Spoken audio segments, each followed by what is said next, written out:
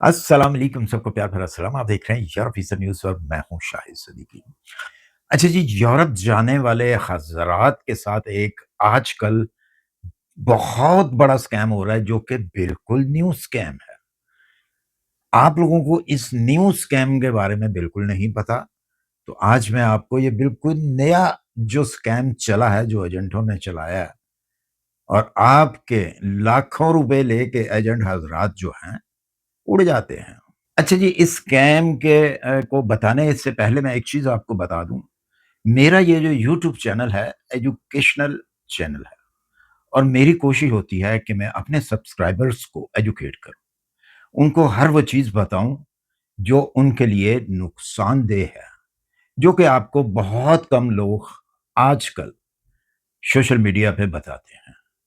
तो प्लीज़ मेरी रिक्वेस्ट है कि मेरी वीडियो को ज़ाया मत किया करें, इसको गौर से सुन लिया करें। आपके बहुत काम की होती है मेरी हर जो आने वाली वीडियो होती है। तो चलें बात करते हैं शुरू स्कैम के बारे में कि आजकल आपके साथ जो है न्यू स्कैम कौन-सा हो रहा है और आपने उससे बचना कैसे है? मैं साथ में ये भी आपको बताता हूँ। आजकल आपको बहुत अच्छी कंपनी, बहुत अच्छी कंट्री का वर्क परमिट दिया जाता है, जो कि आप देखते ही बड़ा खुश होते हैं और आम लोगों को या कुछ ऐसे ट्रैवल एजेंटों को आप वो वर्क परमिट दिखाते हैं, तो वो भी कहते हैं जी वर्क परमिट ओरिजिनल है।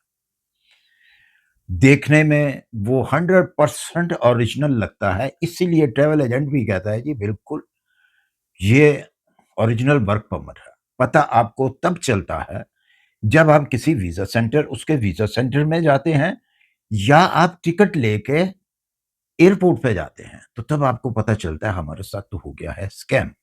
अच्छा जी, आज इस वीडियो में मैं आपको 3 तरीकों से बताऊँगा कि आपने वो वर्क परमिट को किस तरीके से चेक करना है। बहुत ईज़ी है और बहुत सिंपल है। बजाए आप किसी ट्रैवल एजेंट के पास जाएँ या दूसरे किसी एजेंट के पास जाएँ, उसको पैसा दें और कहें कि भाई ये ज़रा वर्क परमिट को चेक कर दो, क्या ये ओरिजिनल है या नहीं है। लेकिन वो आपसे बहानों से जो है वो पैसे आपसे लेगा। आप मोबाइल से भी इसको चेक कर सकते हैं, किस तरीके से चेक करना है मैं स्टेप बाय स्टेप आपको बताता हूँ और आपके लिए बहुत फ़ायदेमंद है। क्योंकि बहुत सारे मैसेज भी आते हैं मुझे कि जी ये हमारा वर्क परमिट है। अभी रिसेंटली ही एक कुवैत के अंदर एक फैमिली को किसी ने नीदरलैंड का वर्क परमिट दिया है, जो कि उन्होंने मुझसे कहा कि जी ये ज़रा चेक कराएँ, तो जब हमने उसको चेक किया तो वो बिल्कुल फ़ेक निकला। और जब उन्होंने वही बात जो है उसी बंदे को बताई और साथ में मेरी वीडियो भी उनको सेंड की, तो वो मुझे उन्होंने गालियाँ निकाली। उस एजेंट ने मुझे गालियाँ निकाली कि अच्छा ये बंदे को तो मैं जानता हूँ, ये तो बंदा बज़ाते खुद फ्रॉड है। बहरहाल, ज़ाहिर है कि हर शख्स जो है अपने आप को छुपाने के लिए, आपको अच्छा बेहतर अपने आप को अच्छा बेहतर साबित करने के लिए वो दूसरे को हमेशा गलत ही कहता है। वो मुझे बड़े अच्छे तरीके से एजेंट हज़रात मुझे बहुत अच्छे तरीके से जानते हैं। बेशक वो यूट्यूब पे बैठ के फ्रॉड करते हैं या यूट्यूब के बगैर जो हैं वो फ्रॉड करते हैं। लेकिन मुझे जानते हैं कि मैं किस किस्म की वीडियो बनाता हूँ और उनके राज़ जो है मैं किस तरीके से फ़ाश करता हूँ।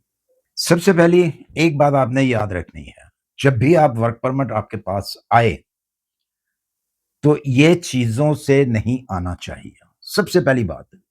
मैं इसलिए कहता हूँ कि मेरी बात को ज़रा गौर से सुना करें, वो उसमें बहुत कुछ होता है। किससे नहीं आना चाहिए? जीमेल से आपको नहीं आना चाहिए, याहू से आपको नहीं आना चाहिए और जनाब आउटलुक से आपको नहीं आना चाहिए। इसके अलावा gmail.com, याहू आउटलुक,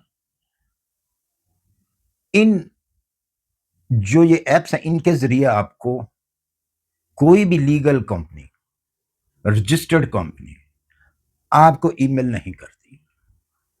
उनकी अपनी एक जो साइट होती है, रजिस्टर्ड होती है। हमेशा उसी से आपको work permit offer, work permit letter उसी से आता है। अगर इन वाली जगहों से आपको कोई भी शख्स लेटर भेजता है, जॉब ऑफर भेजता है, तो फौरी तौर पे आप समझ जाएँ उसको उठा के फेंक दें। वो आपके किसी काम का नहीं है, वो फेक है। सबसे पहली तो ये बात है, इसको आपने ज़हन में रखना है।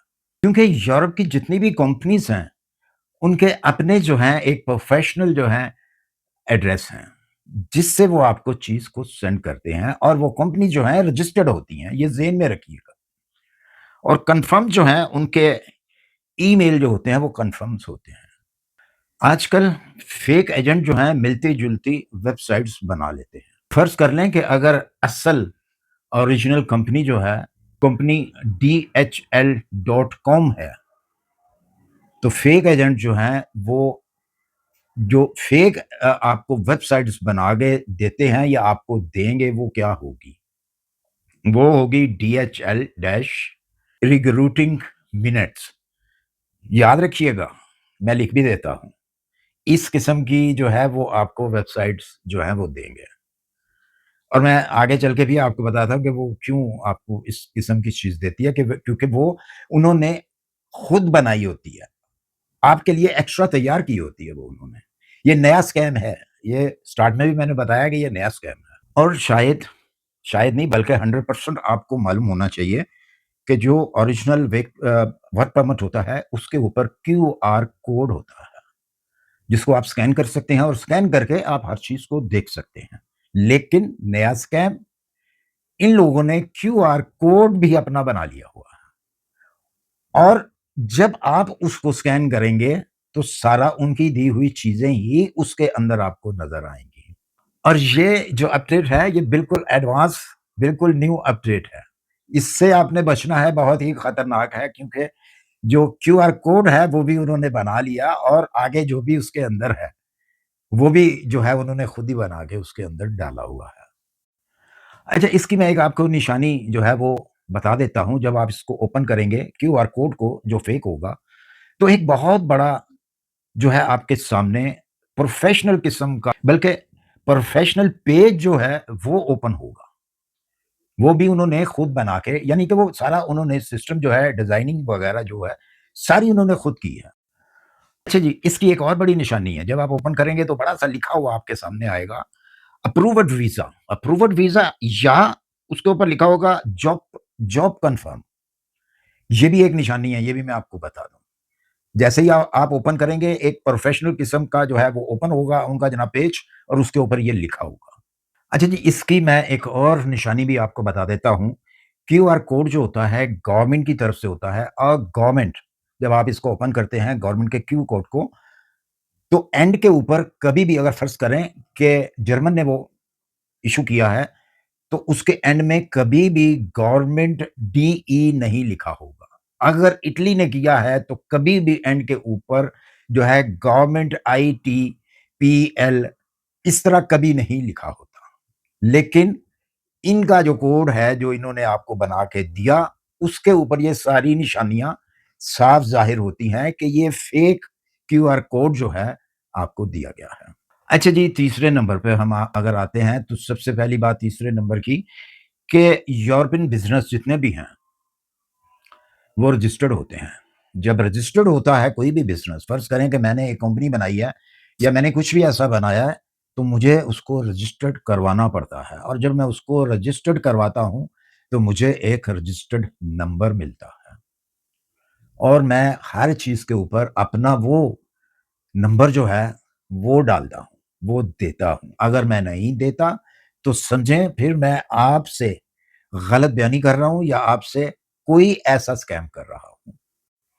फ़र्ज़ कर लें कि जर्मनी का है, जर्मनी की कंपनी है, रजिस्टर्ड है, तो उसको साथ में उसने अपना जब देना है, तो हैंडल्स साथ में लिखा होगा। हैंडल्स आगे इसके लिखा होगा हैंडल रजिस्टर्ड। ये जर्मनी का है, याद रहे ये जर्मनी का है, ये लाज़मी होना चाहिए। अगर उसके बाद जनाब अगर पोलैंड का है, तो उसके जो एंड में जो रजिस्टर्ड नंबर है, वो उन्होंने लिखा होगा केआरएस, केआरएस ये पोलैंड का है। अच्छा जी, इसके अलावा अगर माल्टा का है, माल्टा की आप लेते हैं जॉब ऑफर तो उसके ऊपर जो है माल्टा का लिखा होगा एमबीआर। हाँ जी, एमबीआर जो है, ये उसका नंबर है, माल्टा का। अच्छा, ये जो नंबर होते हैं, इनको आप वेबसाइट के ऊपर डाल के तो चेक कर सकते हैं। वो नंबर देने का मकसद यही होता है कि आप इसको इस वर्क परमिट को आप चेक करें। तो जब आप ये नंबर देंगे तो ऑटोमेटिकली जो है आपके सामने हर चीज़ खुल के आ जाएगी। अगर तो वो ओरिजिनल होगा। जिस तरह मैंने वो फेक का इन्होंने इनका बताया है क्यूआर कोड का, तो वो फेक नहीं आएगा, वो ओरिजिनल हर चीज़ जो है ए टू ज़ी आपके सामने वो चीज़ आ जाएगी। ये बड़ा एक अच्छा सिस्टम है कि आप बज़ाते खुद अपने घर बैठ के मोबाइल से, लैपटॉप से, टैब से, किसी चीज़ से भी आप अपना वर्क वीज़ा जो है, वर्क परमिट जो है वो चेक कर सकते हैं, आप स्कैम से बच सकते हैं, आपका पैसा सेफ हो सकता है। अच्छा, अगर फेक वर्क परमिट जो है वो आपको दिया जाता है, तो उसमें भी जो है रजिस्टर्ड नंबर भी फेक जो है वो डाला जाता है। इसको भी इसी तरह आपने चेक करना है कि वही नंबर जो है, वो आपने गवर्नमेंट की वेबसाइट के ऊपर जब डालना है, तो वहाँ पे अगर कंपनी का नाम नहीं आता, उसका मुकम्मल एड्रेस जो है वो नहीं आता, तो समझें कि आपका वर्क परमिट जो है, वो फेक है, वो ओरिजिनल नहीं है। क्योंकि अगर ओरिजिनल है, तो ऑटोमैटिकली हर चीज़ जो है वो सामने आ जाएगी। अच्छा जी, इसके साथ-साथ एक बहुत बड़ी मैं आपको टिप देने लगा हूँ, जो कि आपके बहुत ज़्यादा काम आ सकती है। जर्मनी का नहीं बल्कि पूरे यूरोप का एक बहुत बड़ा कानून है। वो कानून क्या है? इसको ज़रा आपने समझना है, तो उसके बाद आपने फैसला करना है।